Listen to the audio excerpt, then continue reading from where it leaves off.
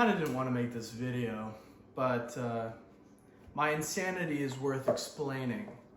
I'll read my abstract and then I'll try to explain it without sounding crazy. A significant challenge in contemporary deep learning is the tendency for large models to develop specialized representations that fail to generalize to novel, out-of-distribution tasks. Essentially, models fail to generalize. This paper introduces algorithmic plasticity induction. So, it's a novel, it's not really that novel, I'll be honest, training protocol designed to address this limitation. While the constituent components of this framework, like MO, dropout regularization, and temperature-based sampling, are individually well documented in existing literature, this work's primary contribution lies in their synthesis. We present a unique three-phase training regimen inspired by the neurobiology of psychedelics to combine these established building blocks. The goal is to create a system that can systematically disrupt model rigidity to foster the development of more abstract, portable representations. We outline a complete experimental design to test the hypothesis that this synthesized protocol can produce models with significantly greater zero-shot generalization capabilities compared to standard training models. All right, so I've decided to do something more fun with this video. I was just gonna kind of explain my thought about why I came up with this idea, and then I thought about it some more, and I came to the conclusion that I should also tell you why it's a bad idea. I think that's kind of fun. I feel like I have to kind of just say it outright. Psychedelics, there's a few of them that tend to increase your mind's plasticity, possible benefits with fixing like pattern behavior and learned behavior. And so when I found that out, I thought to myself, well, actually, this seems like a good way to train AI. How can I feed my AI drugs? Was my first question. I was like, how do I feed my AI psychedelics? And it turns out it's kind of what we're already doing. All right, so first of all, the standard model is a little bit of a straw man. I'm not gonna lie, it's like the lousiest training loop.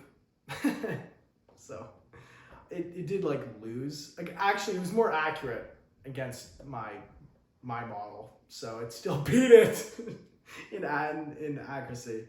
Oh well. Phase 2 is just a form of regularization. So it's similar to established regularization techniques like heavy dropout, stochastic weight averaging, and aggressive data augmentation, like mix up or cut mix. So yeah, I may have just rediscovered or repackaged existing concepts, which is granted what I said in my abstract. I said, hey, this is already like stuff that exists.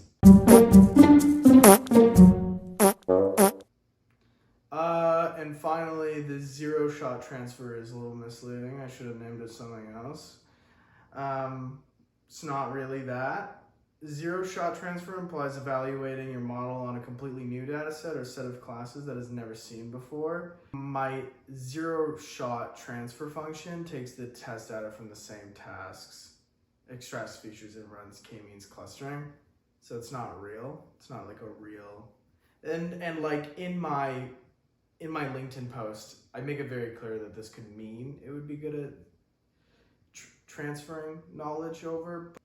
Even if my model was more accurate, which it's not. Oh my god. Even if my model was more accurate, would it be worth it if it came with a huge increase in training time? The answer is no. So although my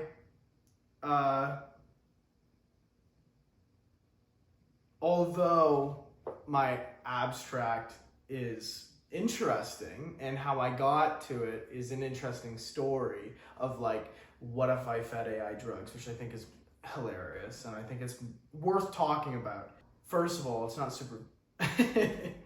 First of all, I'm using shit that already exists. I'm just messing with it, and then I'm making something that like doesn't really work that well and doesn't make the model anymore.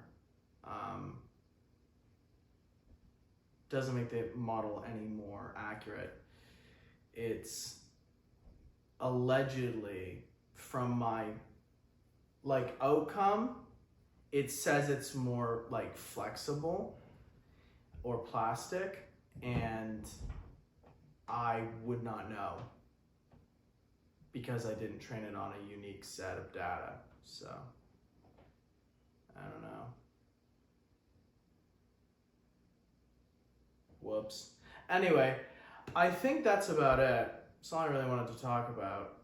It's something that I'm gonna work on more, but and maybe it is a good idea as well. I guess we'll never know, because I don't think anyone's gonna take up a model that's less accurate. I think it's a bad idea. Generally speaking, it's like the worst idea. So, but that's what I did.